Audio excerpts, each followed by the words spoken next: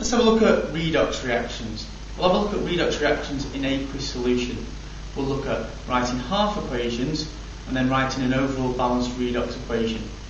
We're going to look at the example between MnO4 minus ions reacting with Fe2 plus ions, the MnO4 minus ions turning into Mn2 plus ions, and the Fe2 plus ions going to Fe3 plus ions.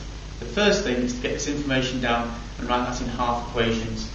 So, MnO4 minus going to Mn2 plus and Fe2 plus going to Fe3 plus.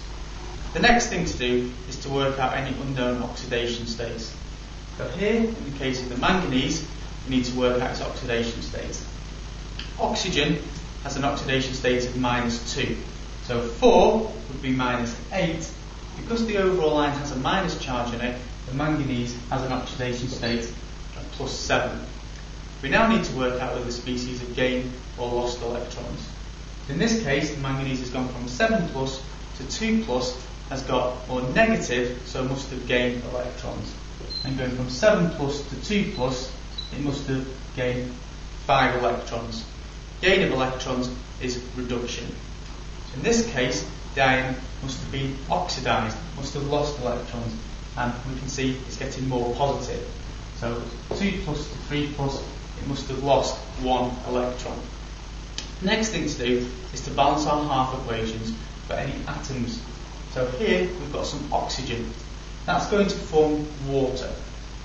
4 oxygens will form 4 waters. And that's done by the excess oxygen reacting with some H+. So we're going to need 8 H+ ions to form the 4 waters. There are 2 half equations complete. Before we can write an overall reaction, we need to make sure that the electrons are going to cancel. 5 electrons here, just 1 here, so I'm going to times the second equation through by 5. All that's simply left now to do is to write out the information we've got there in an overall reaction. So 8H plus MnO4 minus plus 5 Fe2 plus.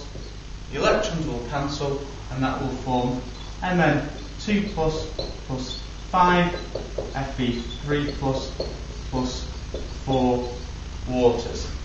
So that there is our overall redox equation for this reaction. Have a look at some of the examples below and try the ones for copper and nitric acid yourselves.